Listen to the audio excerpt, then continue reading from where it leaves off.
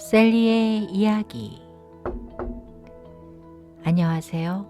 셀리입니다. 하루의 기온이 널뛰기를 합니다. 하루에 봄, 여름, 가을, 겨울이 있는 듯 합니다. 오늘 셀리가 들려드릴 이야기는 셀리의 친구 큐라스의 이야기입니다. 친구인 큐라스에게 이런 말을 해주고 싶습니다. 쓸데없이 살지 않았다고. 잘 알고 있겠지만 모두 지금의 멋지고 아름다운 모습이 되기 위한 과정이었다고. 그런 생각하지 않기?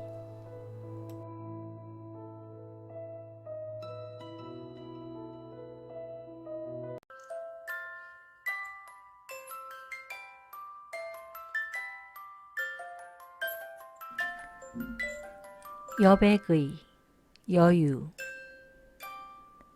큐라스. 여유라는 것이 뭘까 합니다. 동양화에는 여백임이라는 것이 있다고 들었습니다. 캔버스 가득 채우는 서양화와 다르게 동양화는 그림과 그림 사이 많은 여백을 둔다고 합니다. 채우지 않았으나 여백으로 인해 그림이 전달하려는 이야기를 전달받을 수 있다고 합니다. 또한 그 그림의 완성도를 더욱 높인다고 합니다. 반면 문서를 작성할 때 한 페이지에 넣어야 할 내용이 많을 때는 여백을 주지 못합니다. 여백 없이 빼곡히 써 내려가지만 오히려 내용을 충실히 전달하지 못하고 채우는 데 목적이 있습니다. 여백에서 여유를 들여다봅니다. 누구나 24시간을 갖고 하루라는 일상을 삽니다. 문서의 한 페이지 마냥 하루, 그리고 또 하루 한 페이지를 채웁니다. 365일에 지금의 나이를 곱하니 2075페이지가 나왔습니다. 보통 책의 페이지 수가 500페이지 정도 되는데 꽤 많은 페이지를 채우며 살았습니다. 10대에서 20대 초반까지는 대부분 부모님이 채워주신 듯 합니다. 학교 갈 시간이다. 이거 입으라는 것부터 그건 하지 마라. 집에서 그리고 학교로 이어지는 교육이 시간이었습니다. 하라는 것보다 하지 않아야 하는 것을 더 많이 배운 시간이었습니다. 20대가 되면서 시선이 모두 밖으로 향해 있었습니다. 친구들 그리고 쇼윈도에 가득한 물건들에 마음을 다 주었습니다. 그렇게 흥청망청 젊은 시간을 써댔는데 그때의 친구도 그때의 물건도 내게 있지 않습니다. 30대에 들어서면서 내가 만든 가족이 생기고 그 가족의 선봉자로서 역할에 충실했습니다. 정말 맡은 바 역할에 그렇게 충실히 산 적이 없습니다.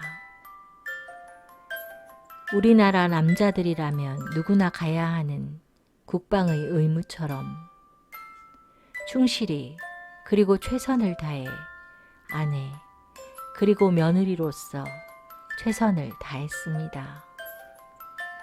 피부치도 아닌 사람들에게 오롯이 사랑으로 만난 그 사람의 가족이란 이유 하나만으로 희생의 시간을 보냈습니다.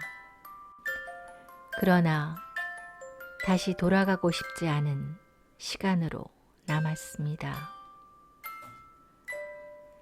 40대가 되어서는 사회의 일원으로 돈을 벌기 시작했습니다. 경제 인구에 합류하면서 일개미 마냥 살아갑니다. 벌고 또 악착같이 씁니다.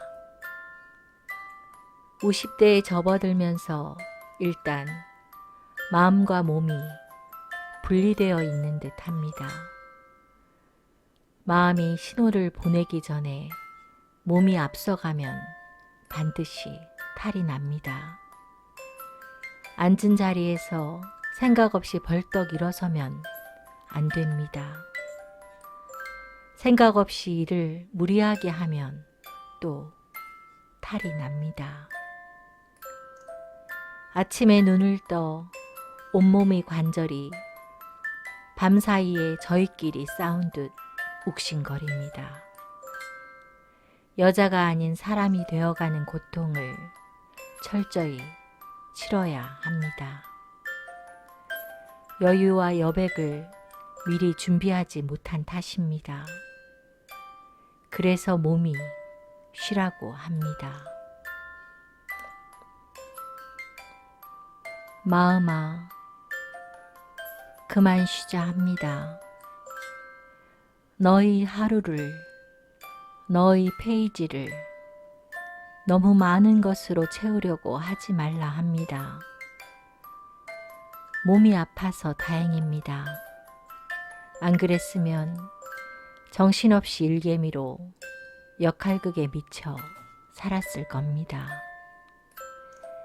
나이와 함께 지혜를 키우지 못한 채 썩지 않는 플라스틱 인간 마냥 바삐 살았습니다. 쓸데없는 것에 바삐 살았습니다. 쓸데없는 것에 내 시간을 주며 살았습니다. 내 하루의 페이지를 쓸데없는 잡동사니로 가득 채워서 온전히 내놓을 이야기거리도 주제도 없이 횡설수설하는 지루한 이야기책 같습니다. 그래도 다행입니다. 지금부터 여백을 부끄러워하지 않고 써보려 합니다.